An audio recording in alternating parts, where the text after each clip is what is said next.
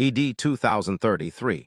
CHURCHES, Pray for Mnangagwa'S third term campaign. The 18th of September 2025. Spread the Love. By Saratavia, the Captured Council of Churches in Africa, CCA, has extended birthday wishes to President Emerson Mnangagwa, praying for his continued leadership as he celebrates his controversial 83rd birthday. Mnangagwa marked the occasion in the Mapinga area of ZVAITWA, Midlands Province on Tuesday. He is currently serving his second and final term, which is set to expire in 2028. However, the ruling ZANU-PF party is advocating for a possible extension of his tenure to 2030, in line with a resolution adopted at its 2024 annual conference. In a congratulatory statement, CCA President Rocky Moyo commended Mnangagwa's dedication to the welfare of Zimbabweans and his efforts to foster national development and unity. As spiritual leaders, we recognize your dedication to the welfare of the Zimbabwean people